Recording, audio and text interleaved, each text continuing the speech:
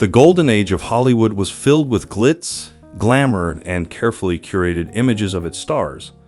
But behind the silver screen, many actors led secret lives, protecting personal relationships that could have ended their careers in an era of strict societal norms. In this video, we uncover the untold stories of golden age actors who had secret affairs with men, hidden romances that reveal the challenges and courage it took to live authentically in a time when being true to oneself was anything but simple. Cary Grant, one of Hollywood's most iconic leading men, has long been the subject of speculation regarding his personal life, particularly his relationship with actor Randolph Scott. The two stars met in the 1930s and soon began sharing a home in Los Angeles, an arrangement that continued on and off for over a decade. Dubbed the Bachelors by the press, their domestic life was frequently documented in staged photo spreads, showing them enjoying casual, idyllic moments together.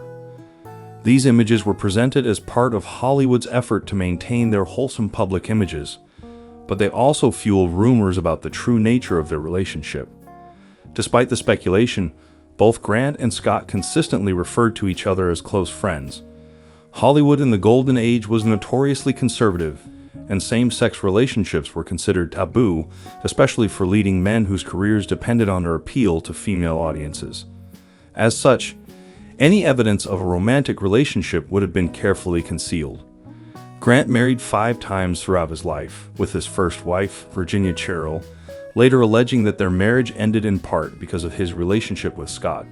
While neither Grant nor Scott ever publicly addressed the rumors, the longevity of their bond and their decision to live together for so many years continues to spark debate among biographers and fans. Grant's daughter, Jennifer Grant, has denied the rumors, asserting that her father was simply a man comfortable with close friendships. However, the enduring speculation highlights how difficult it was for actors of that era to live authentically in the face of strict societal norms and a studio system that tightly controlled their public personas. Whether romantic or platonic, Grant's connection with Scott remains one of Hollywood's most intriguing stories from its golden age. Rock Hudson, one of the most beloved leading men of the golden age, lived a double life, carefully concealing his homosexuality to maintain his career in a fiercely conservative Hollywood.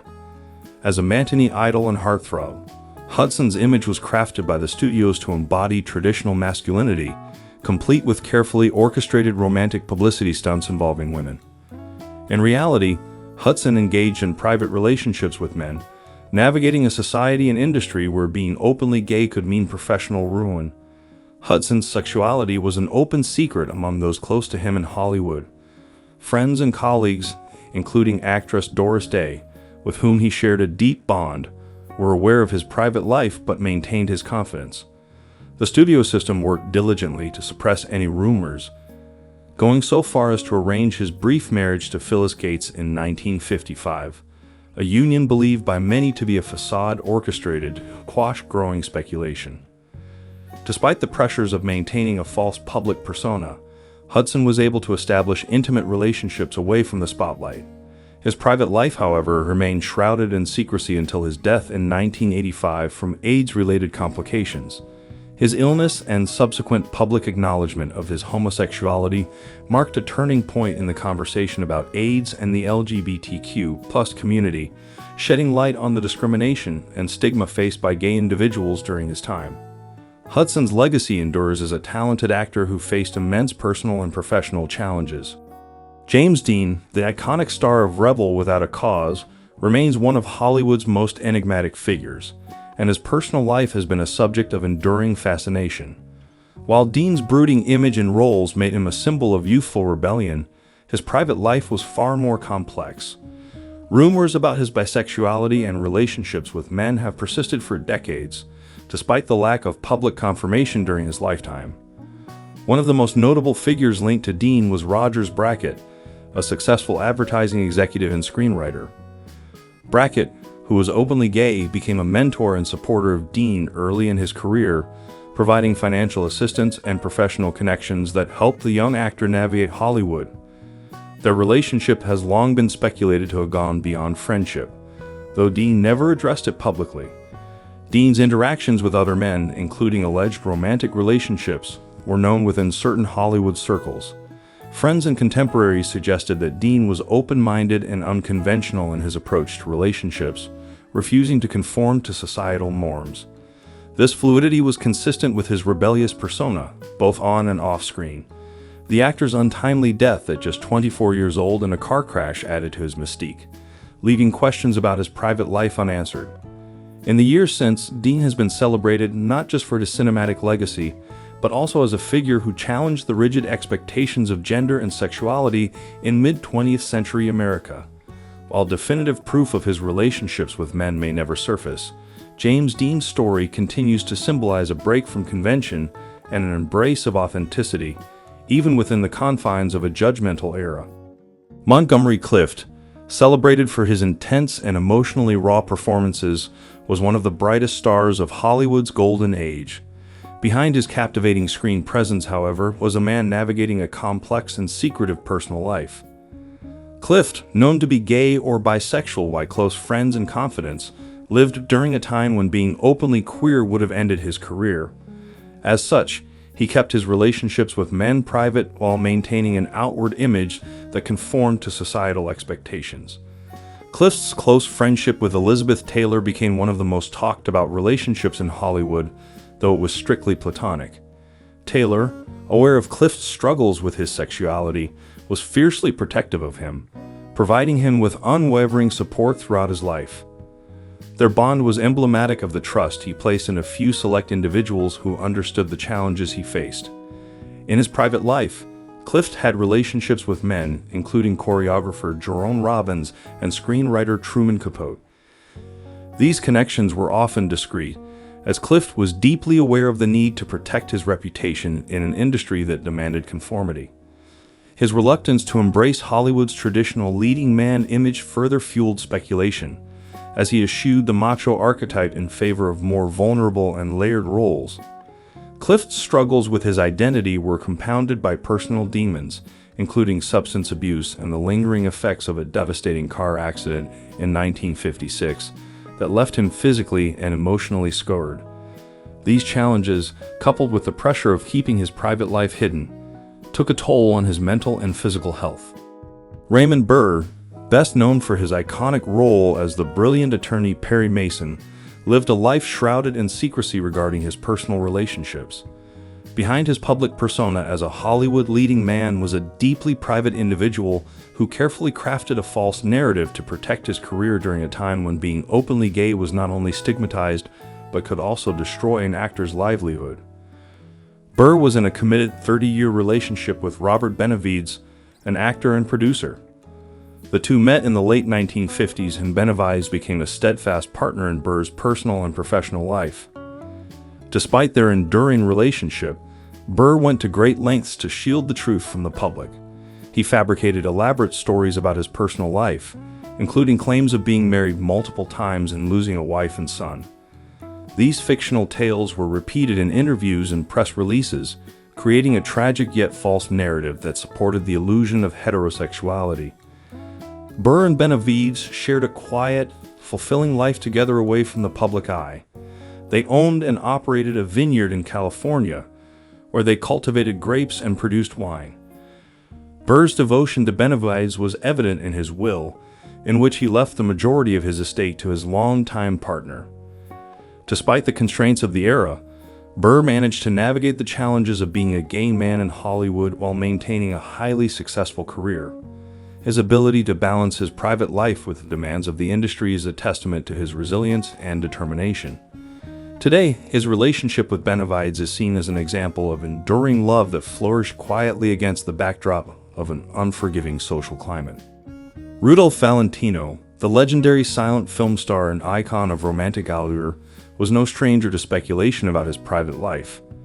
Known as the Latin lover, his on-screen charisma and smoldering good looks captivated audiences, but rumors about his sexuality dogged him throughout his career.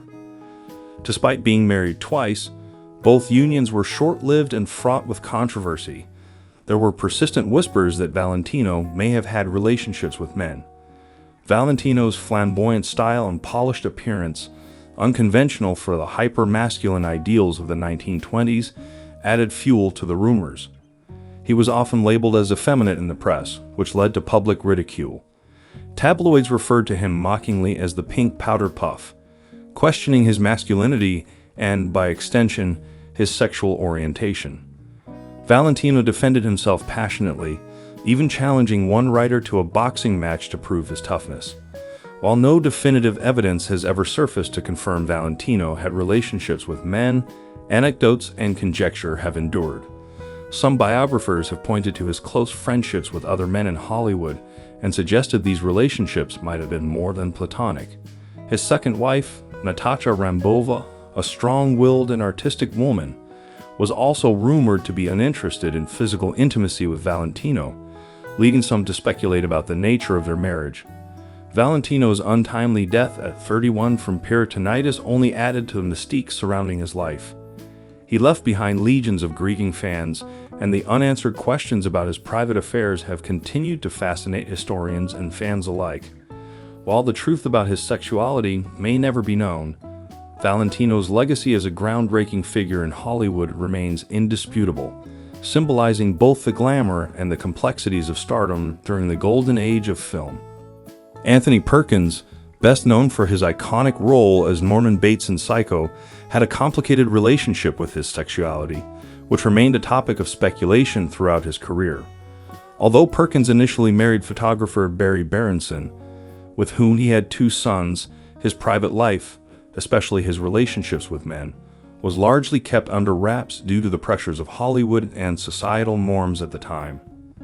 Rumors circulated about Perkins having romantic liaisons with men, with one of the most frequently mentioned names being actor Tab Hunter, another leading man whose sexuality was also kept secret. The two were often seen together, and although neither ever confirmed a romantic relationship, the gossip surrounding their closeness persisted. Perkins himself was known to be private, and those who were close to him maintained that he had relationships with men, but due to the fear of damaging his career, he chose to live a life of discretion. Despite his marriage to Berenson, which was perceived as a way to conform to the heterosexual expectations of Hollywood, Perkins' sexuality was an open secret within the industry. However, due to the conservative climate of the time, particularly in the 1950s and 1960s, Perkins' romantic relationships with men were never openly discussed. His career continued to flourish in the 1960s and beyond, but the question of his sexuality lingered in the shadows, and his personal life remained far more private than many of his peers. In the years after Perkins' death in 1992, accounts from friends and biographers began to confirm what many had suspected during his lifetime, that his romantic interests included both men and women, and his sexuality was more fluid than the public ever knew. Though Perkins' personal life was shrouded in secrecy, his contributions to film, particularly his unforgettable portrayal of Norman Bates, left a lasting legacy that transcended the complexities of his private identity. Tab Hunter, a heartthrob of the 1950s, found great fame as a matinee idol but had to maintain a carefully guarded secret about his sexuality throughout much of his career. Known for his handsome looks and wholesome image, Hunter was under immense pressure to keep his romantic relationships with men out of the public eye, as Hollywood's strict codes of the time demanded that stars maintain a heterosexual image. In his autobiography and later interviews, Hunter revealed that he had relationships with men, including a reported affair with actor Anthony Perkins, his co-star and rumored lover. Despite the public's image of him as the all-American boy, Hunter was deeply conflicted about the need to hide his true self.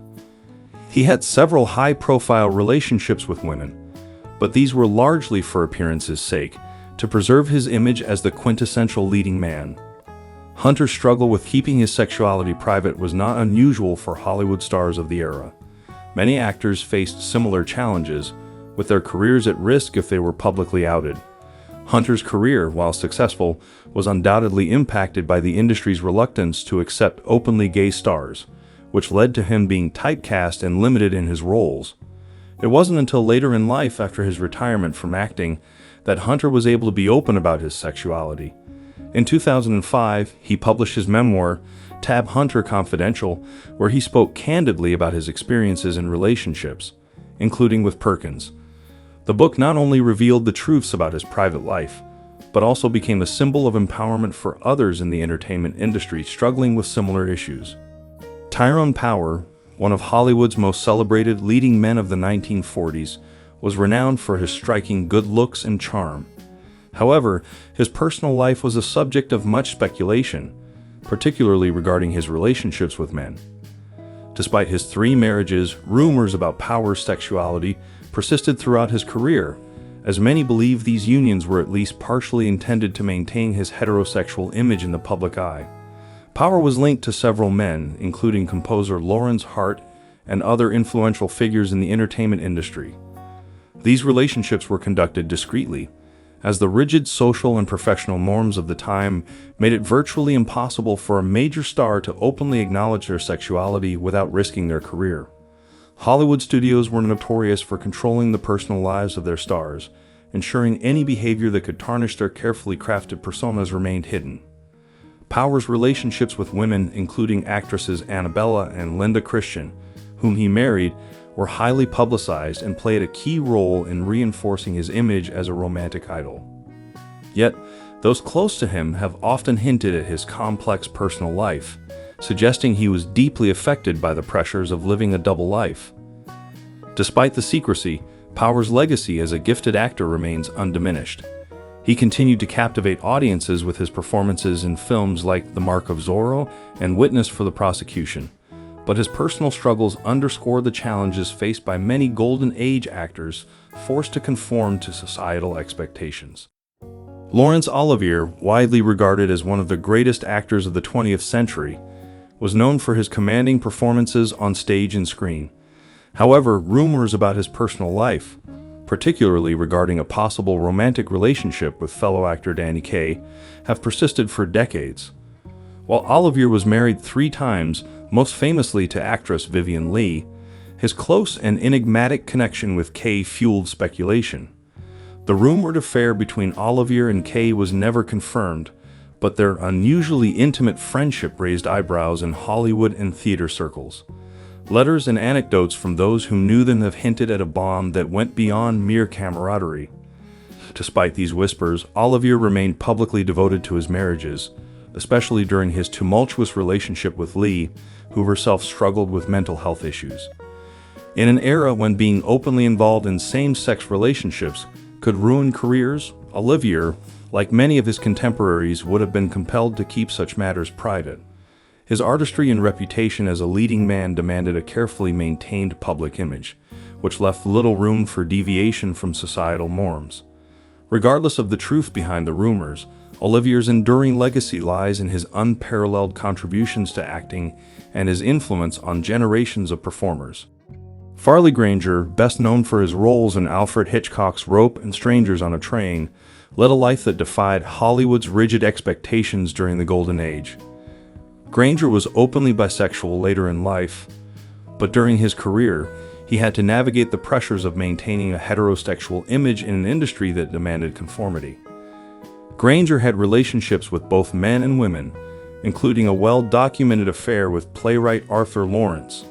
Lawrence, who penned the screenplay for Rope, was instrumental in helping Granger understand and accept his sexuality. Their relationship, while passionate, was also tumultuous, and they eventually parted ways.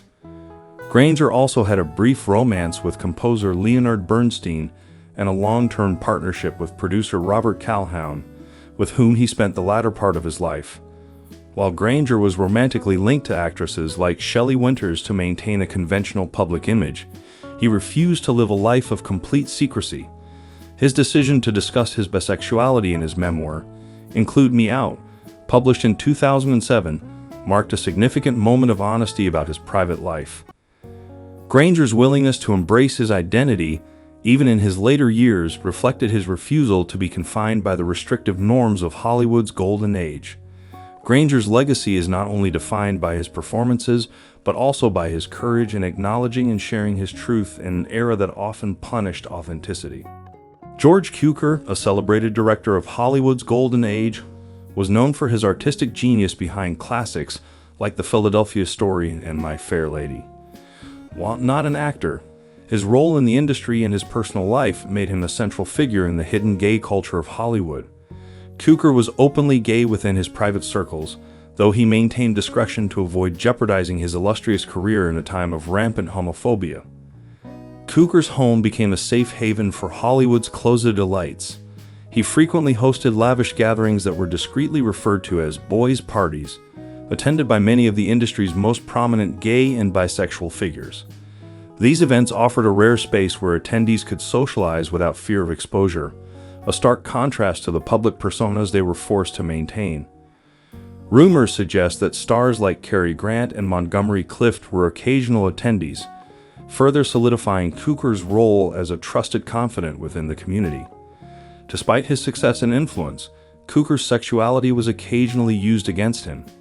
He was famously dismissed as the director of Gone with the Wind early in production, with some speculating that producer David O. Selznick bowed to pressure from those uncomfortable with Cukor's personal life. Nonetheless, he continued to thrive, directing some of the most iconic films of the era and earning a reputation as a master at guiding actors to stellar performances. George Cukor's life highlights the hidden networks that allowed LGBTQ+ individuals to find community and support in an industry that demanded they hide their true selves. His enduring legacy is not only his cinematic brilliance, but also his quiet defiance of the restrictive norms of his time. Saul Mineo, best known for his role as Plato in Rebel Without a Cause, was one of the few Golden Age actors whose personal life became more transparent later in his career. During his rise to fame in the 1950s, Mineo carefully concealed his sexuality, knowing that being openly gay would have ended his career in an era when Hollywood demanded its stars maintain heterosexual public images. Mineo's performance in Rebel Without a Cause was groundbreaking, with his portrayal of a character who many interpreted as having a romantic attraction to James Dean's character. This subtle yet impactful representation resonated with audiences, though Mineo's real-life identity remained shrouded in secrecy at the time.